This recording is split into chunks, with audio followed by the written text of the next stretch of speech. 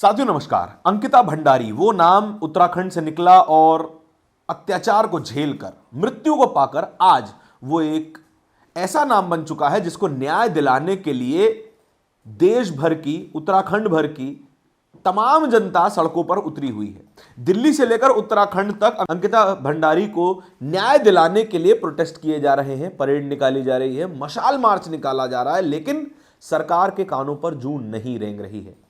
और आज जो हुआ है वो सरकार के लिए एक चेतावनी है कि जल्द ही सुधर जाइए वरना सत्ता में वापसी होनी मुश्किल हो जाएगी। उत्तराखंड में भारतीय जनता पार्टी की सरकार है, केंद्र में भारतीय जनता पार्टी की सरकार है, तमाम एजेंसीज उसकी हैं, पुलिस फोर्स उसकी है, लेकिन एक लड़की को न्याय दिलाना इतना मुश्किल हो गया है कि मानो इनसे कोई अलादीन का खजाना मांग लिया गया हो। साथियों नमस्कार, मेरा नाम धारण है, आप नेशनल दस्तक देख रहे हैं।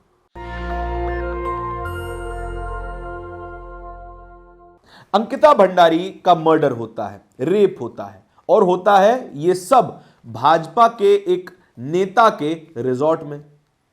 और ये लड़की वहीं पर काम करती थी, रिसेप्शनिस्ट के पद पर नौकरी करती थी। यह घटना साफ तौर पर बता देती है कि महिलाएं चाहे जहां हो सुरक्षित नहीं है। कॉलेजों में बलात्कार हो जाते हैं, घर में बलात्कार हो जाते हैं, वर्क प्लेस पर महिलाओं को सबसे ज्यादा प्रताड़ना झेलनी पड़ती है। और ये प्रताड़ना करने वाले कहीं ना कहीं भारतीय जनता पार्टी के नेता अगर दिखाई दे जाएं तो फिर भूल जाइए कोई कार्रवाई होगी, एफआईआर भी मुश्किल से दर्ज होगी, और एफआईआर दर्ज भी हो गई तो नेताजी का नाम हमेशा छुपाया जाएगा।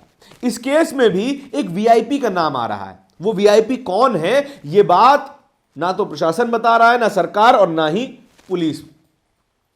और स्थानीय लोगों को, उत्तराखंड के लोगों को पुलिस पर रत्ती भर भी भरोसा नहीं है। इसीलिए उत्तराखंड की जनता, देश भर की जनता सीबीआई की जांच की मांग कर रही है कि अंकिता भंडारी का जो केस है उसकी जांच सीबीआई करे, उसके अलावा किसी पर भरोसा नहीं है। लेकिन सवाल तो सीबीआई पे भी उठते हैं। सीबीआई भी तो एक केंद्र की संस्था है, केंद्र में सरकार बीजेपी की है। हां, माना कि स्वायत्त संस्था है, अपने स्तर पर जांच कर सकती है, अपने स्तर पर फैसले ले सकती है, लेकिन सीबीआई की नियुक्ति खुद केंद्र सरकार करती है। केंद्र में भाजपा, स्टेट में भाजपा, हर तरफ भाजपा ही भाजपा, और नेता भी भाजपा के ही इन्वॉल्व नजर आ रहे हैं। सीबीआई की जांच अगर इस पूरे केस में हो जाती है तो फिर बड़े बड़े नाम सामने आ सकते हैं। जो नाम लोग परहेज कर रहे हैं लेने से, वो नाम भी सीबीआई की रिपोर्ट में सामने आ सकता है। कौन कौन लोग इसमें शामिल हैं सब साफ हो जाएगा। इसीलिए पुष्कर सिंह धामी की सरकार और केंद्र में नरेंद्र मोदी की सरकार सीबीआई जांच से बच रही है, लेकिन जनता छोड़ने वाली नहीं है। बीते 2 हफ्ते से उत्तराखंड में लगातार प्रदर्शन चल रहे हैं, नैनीताल में, देहरादून में और बड़े बड़े शहरों में उत्तराखंड के प्रदर्शन किए जा रहे हैं और लगातार वीडियोस वायरल हो रहे हैं, लगातार लोग उस पर लिख रहे हैं, लेकिन सरकार को कोई फर्क नहीं पड़ता। पुष्कर सिंह धामी को कोई फर्क नहीं पड़ता। उन्हें केवल फर्क पड़ता है प्रचार से। प्रचार करते जाइए, सब कुछ हरा हरा दिखाते जाइए और कहते जाइए बेटी बचाओ बेटी पढ़ाओ। पढ़ाएंगे तो तब जब बेटी बचेगी। बेटी पढ़ भी ली, आगे भी चली गई, नौकरी भी करने लगी, लेकिन भाजपा के मंत्रियों से बचाओ ना। भाजपा के मंत्रियों से बेटी बचाओ और तब जाके पढ़ाओ। यह होना चाहिए असली नारा। और खुद भाजपा के नेता भी इसका विरोध कर रहे हैं। 2 ऐसे नेता जिन्होंने अंकिता भंडारी केस को लेकर इस्तीफा दिया है। ऋषिकेश के जिला मंत्री युवा मोर्चा, उन्होंने इस्तीफा दे दिया।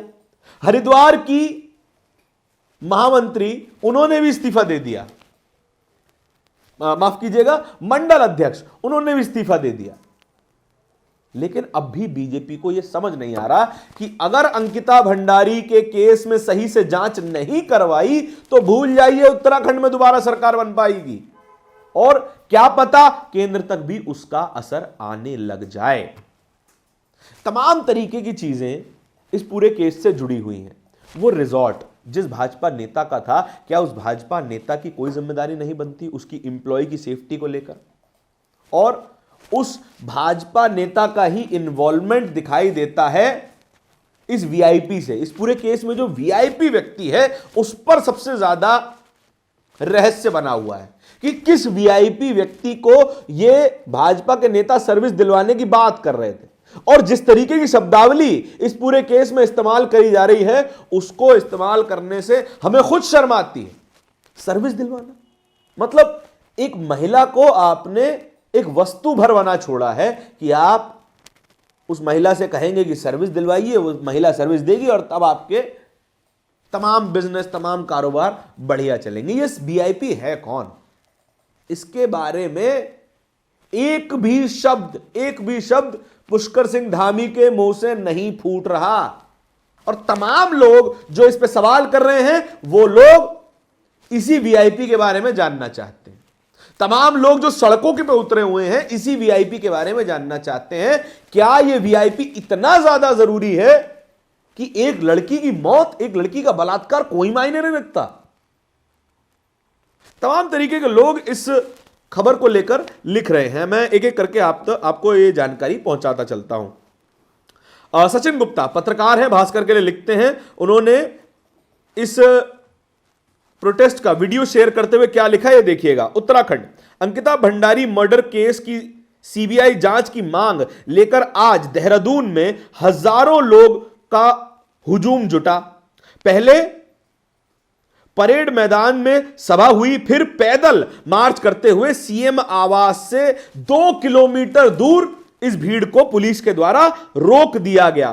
खूब देर पुलिस से नोकझोंक चली लेकिन भीड़ आगे नहीं बढ़ पाई। सीएम आवास का घेराव करने जा रहे थे, खुद मुख्यमंत्री से जवाब मांगने जा रहे थे उत्तराखंड के लोग, और इस जुलूस में तमाम विपक्षी पार्टियों के लोग भी शामिल थे। इससे आप समझ सकते हैं कि चाहे पॉलिटिकल प्रेशर बना लीजिए, समाज का प्रेशर बना लीजिए, भारतीय जनता पार्टी को कोई फर्क नहीं पड़ता। एक बलात्कार हुआ है, एक मर्डर हुआ है, हजारों होते हैं रोजाना। ये लोग आपको और हमारे जैसे लोगों, कीड़े मकोड़ों के अलावा कुछ नहीं समझते। ये केवल समझते हैं कि इनकी सरकार बनी रहे, इनकी सत्ता बनी रहे, फिर चाहे लोग मरे या जिए। और आप लोग इन जैसे नेताओं के पीछे अपने रिश्ते खराब करते हैं, अपने दोस्तों से लड़ जाते हैं और इनकी रैलियों में डंडे झंडे उठाकर चलते हैं, लेकिन ये आपकी कोई औकात नहीं समझते। आगे देखिए, डॉक्टर लक्ष्मण यादव इसी प्रोटेस्ट का वीडियो शेयर करते हुए क्या लिख रहे हैं। देहरादून में अंकिता भंडारी को न्याय दिलाने की मांग अब जन आंदोलन का रूप ले चुकी है। सड़कों पर उतरे लोग सवाल पूछ रहे हैं, क्या इतना मुश्किल है न्याय दिलाना? भारी पुलिस बल की तैनाती सच को दबा नहीं सकती है। यह लड़ाई सिर्फ अंकिता की नहीं, हर बेटी की सुरक्षा की लड़ाई है। जब तक दोषियों को सजा नहीं मिलेगी, आवाज नहीं रुकेगी। यह बात ठीक कही है कि यह केवल अंकिता की बात नहीं है। यदि आपके घर में भी बेटी है, यदि आपके घर में भी बहन है, आपकी बीवी है, आपकी मां है, तो फिर आपकी लड़ाई भी ये बन जाती है। क्योंकि आज अंकिता का नंबर है, पहले निर्भया का नंबर था, अगला नंबर किसका लगेगा कोई नहीं जानता।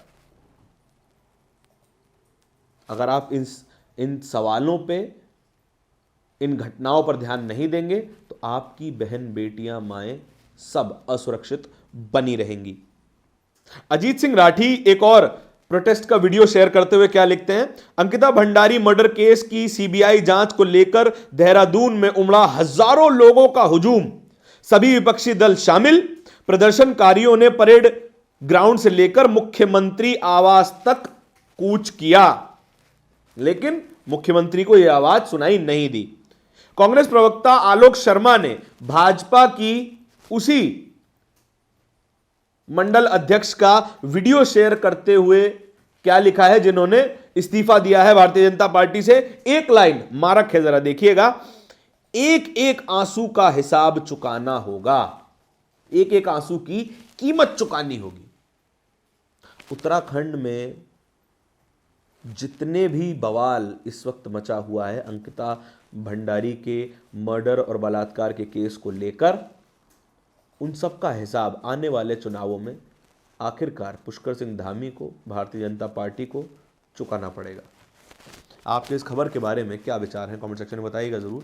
इस तरह की और भी खबरें देखते रहने के लिए नेशनल दस्तक को सब्सक्राइब जरूर कीजिएगा। बहुत बहुत धन्यवाद। नेशनल दस्तक की आपसे गुजारिश है कि अगर इसको बचाना चाहते हैं तो नेशनल दस्तक को सब्सक्राइब करने के लिए रेड कलर के सब्सक्राइब बटन को दबाएं, फिर बेल आइकन की घंटी दबाएं। नेशनल दस्तक को बचाने के लिए बहुत जरूरी है कि हर खबर को शेयर करें, लाइक करें, कमेंट जरूर करें।